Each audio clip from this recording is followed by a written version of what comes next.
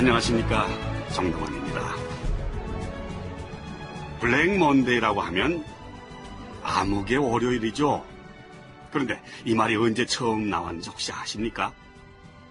1987년 10월입니다. 1987년 10월 19일 월요일, 미국의 주가는 대폭 나갑니다. 508포인트나 빠졌다고 하더군요.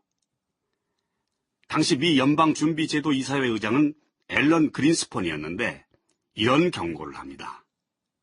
인플레의 위험성이 그 어느 때보다 크다라고요. 월가는 불황을 예견했습니다. 자, 미국은 경기 회복을 위해 무엇이든 해야 했습니다. 그런 미국이 우리나라에 원화절상 압력을 지속적으로 요구해오고 있었습니다.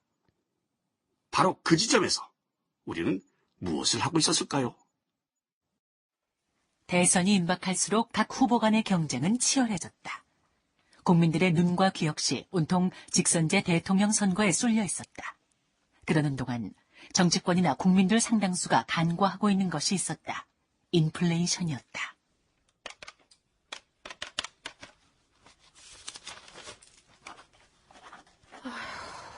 봉급이 20%나 올랐다고 좋아했는데 차 떼고 포 떼니까 남는 게 하나도 없네. 그중 서울시 한 서민 가정의 일상을 들여다보자. 아유, 여보, 뭐해? 가계부 정리하네? 예. 요즘 같아선 가계부 쓸만 나지? 응? 오늘 우리 가족 갈비나 먹으러 갑시다. 나 봉급도 많이 올랐잖아. 안 돼요.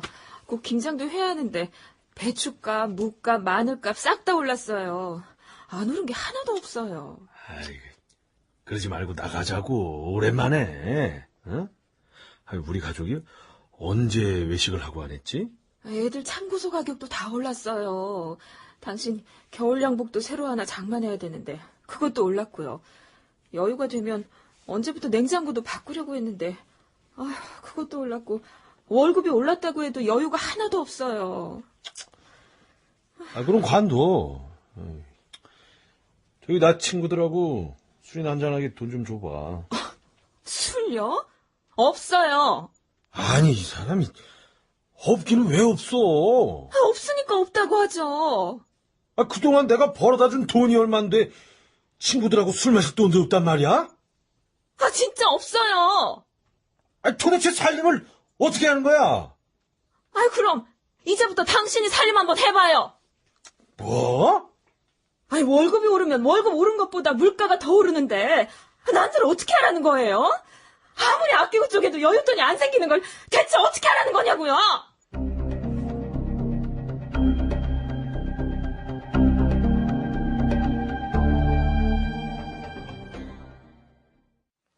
(1987년) 가을, 인플레이션으로 인한 물가를 잡아야 한다는 지적이 적지 않았다.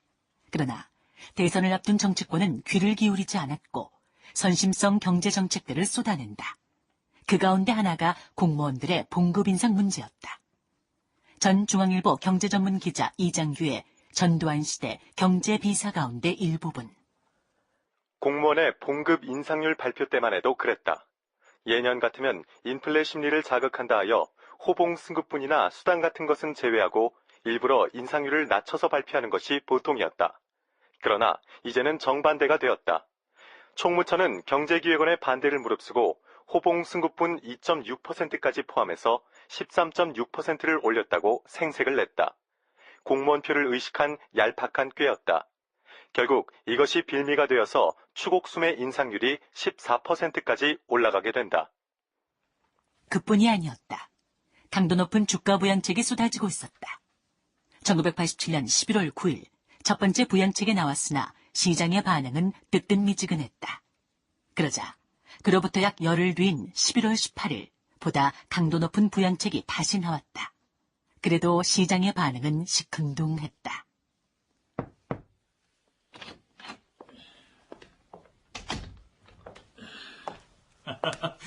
안녕하십니까. 노태우 대선 후보 진영의 한 인사가 재무부의 고위 관료를 찾았다. 용건은 부양책을 내놓아도 반응이 없는 증시 때문이었다. 증시와 관계된 거라면 재무부에서 협조할 만큼 했습니다. 더 이상의 인위적인 주가 부양은 안 됩니다. 장관님 이하 재무부는 그렇게 원칙을 정했습니다. 더 이상은 안 됩니다. 저기 차관보님, 보셨잖아요. 이 두 차례에 걸쳐서 부양 대책을 내놨습니다. 그런데 주식시장에서 이렇다 할 반응이 없지 않습니까? 반응이 없으니까요.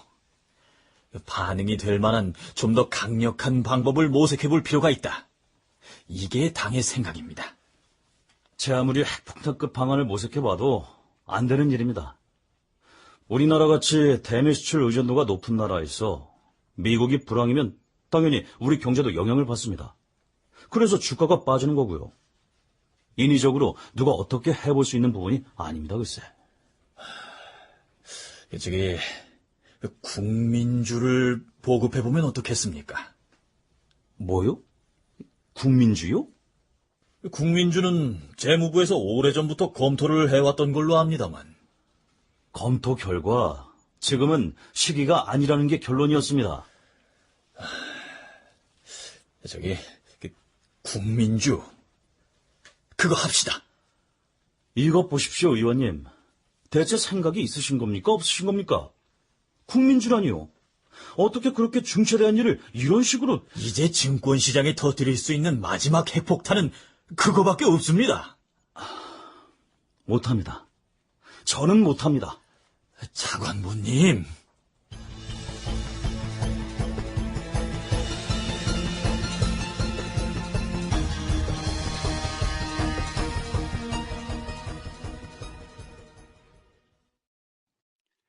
(1987년) 대통령 직선제. 그 선거가 우리 역사에 갖는 의미는 매우 컸습니다. 무엇보다 민주주의를 향한 우리 국민들의 열망이 얻어낸 대통령 직선제였습니다. 그런데 그 선거를 준비하는 정치권의 모습은 어땠습니까? 우리 국민들의 순수한 열망을 제대로 담아내고 있었습니까? 아니었습니다.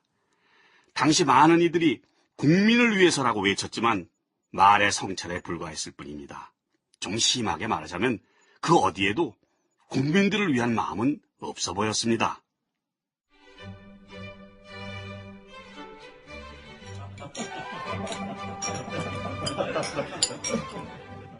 그즈음 전두환 대통령은 몇몇 친분 있는 기업인들을 청와대로 불러 비공식 만찬의 자리를 가졌다. 이날 전두환을 면담한 기업인들 대다수는 이미 이런저런 명목으로 정치 자금을 헌납한 사람들이었다. 이 자리에는 박영철 경제수석도 배석했다. 내가 보고를 받았는데 올 예견되는 대미무역 흑자가 박 수석 얼마나 했어? 85억 달러 정도입니다. 85억 달러. 야, 대단한 거 아니요? 미국이 플라자 합의다 뭐다 해서 달러 값을 끌어내렸지만 지금 미국 경제 보라고 엉망진창이야. 그런데도 우리의 대미 무역 흑자 예상액은 85억 달러. 상황이 그렇다 보니 미국에서 자꾸 원화절상 압력을 가해오고 있는 중입니다. 카카, 지금 원화절상 안 됩니다. 1달러 벌어오면 800원이었던 게 1달러 벌어오면 700원밖에 안 되는 게 원화절상인데. 걱정 마시오, 김 회장. 원화절상 내가 그렇게 호락호락 안 받아들입니다. 그리고 원화절상을 하든 뭘 하든 일단 이 대통령 선거가 끝난 다음에 해야지. 지금은 때가 아니잖아요. 사실 우리 정부가 그간 통화 정책을 잘못한 게 좀 있기는 했습니다. 잘못했다요. 미국 경제는 그동안 계속 나빴고 우리는 대미 수출 의존도가 높은 나라입니다. 언젠간 이런 압력이 있을 걸 대비해 미리미리 환율 조정을 좀 했어야 했는데 3조로 경제가 호황이다 이런 데만 취해서. 어허. 그렇지만 지금이라도 잘 대응하면 되는 문제겠지요. 어머요. 한일 문제는 지금이라도 잘 대응하면 됩니다. 내가 어제 이 신문을 봤더니 3조의 호기는 앞으로 한 3, 4년은 지속될 거다. 이래 나와 있습니다. 지금 이거 잘 대비도 안 넣는다고. 그랬다. 1987년 하반기. 경제 전문가들 가운데 일부는 3조의 호기를 이때로부터 3, 4년 더 지속될 것으로 전망하는 이들도 있었다. 그러나 우리나라의 3조는 이로부터 채 2년을 이어가지 못하고 만다. 3조가 앞으로 한 3, 4년 더 이어지면 우리 경제는 완전히 반석 위로 올라앉는 겁니다. 특히 이 노 후보가 내 자리를 이어받아 대통령이 되다 하면 적어도 이 경제 부분에 대해서는 현 정부의 정책이 그대로 유지가 되지 않겠어요? 카카, 그러면 저희 기업인들도 일단은 안심을 해도 되겠습니다. 안심해도 되겠냐? 뭐 불안한 일이 있었어요? 예, 불안하다기보다 지난 여름 민주화 바람이 불면서 노사 분규로 기업이 얼마나 힘들었습니까? 민주화의 바람이 잘못 부른 기지. 카카, 그것은 재벌이나 근로자 모두의 입장에서 다각도로 생각해 볼 필요가 있습니다. 지난 여름 민주화의 바람이 불면서 노태우 후보께서는 분배를 특히 중요시하겠다 하는데 그게 혹시 일방적으로 기업들한테 불리하지 않을까 합니다. 정부에서 대기업을 옥죄는 정책을 펴면은 저희는 정치자금 양성화하는 방... 회장! 정치자금 양성화? 정치자금을 양성하는 방식으로 앞으로 정치자금을 줄이겠다. 뭐 이런 일종의 협박에. 아닙니다, 아까. 제가 실언을 좀 한 것 같습니다. 솔직한 말로 재벌들이 오늘날 대한민국 경제개발의 주역인데, 예? 노태우도 그거는 인정을 하고 있어요. 예, 그렇습니까? 지금 뭐 여러 얘기들이 있습니다만 근본적으로 나나 그 친구나 이 생각이 크게 다르지 않습니다. 그러니 여러분들은 안심하고 노태우를 뽑아주시오. 지금 후보들 중에 사상이 의심스러운 사람도 있고 능력이 함량 미달인 사람도 있는데 이 노태우는 아니잖아. 어? 인품도 좋고 또 그 주변에 우수한 두뇌가 얼마나 많나 말이야.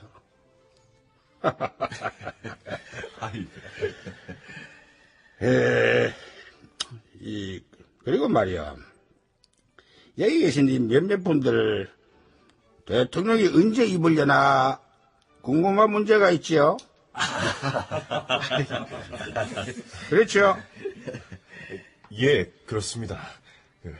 제2민항은 어디로 가나, 또 한국중공업은 어떻게 되나 하는 겁니다만. 그 건과 관련해서 때가 되면은 결정의 말씀을 드리겠습니다. 오래 걸리지 않을 겁니다.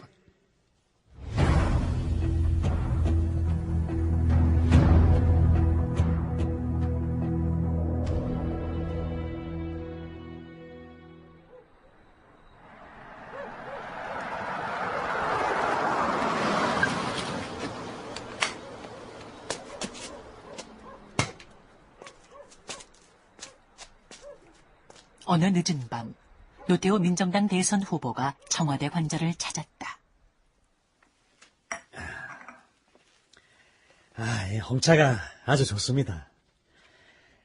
요새 다니느라 차 안에서 도시락 먹고 예사로 식사 거르고 정말 말이 아닙니다. 고생이 많구만.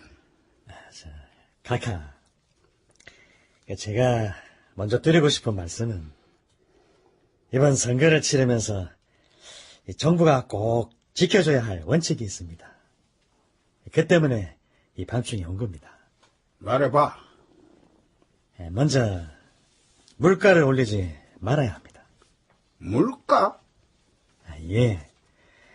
물가가 이미 들썩거리고 있습니다마는 내놓는 통계만이라도. 알았어. 그리고 주가를 선거 끝날 때까지 계속 끌어올려야 합니다. 근데 그동안 두 차례나 부양책을 내놓았지만 시장에서 이렇다 할 반응이 없었잖아. 국민주가 방안이 될 수 있을 것 같습니다. 뭐? 국민주? 예, 국민주입니다. 네, 국민주. 결국 1987년 12월 2일 국민주 보급 계획이 마련됩니다. 인플레이션에 대한 걱정이 무엇보다 큰 때였는데 그 걱정에는 눈을 감고 말입니다.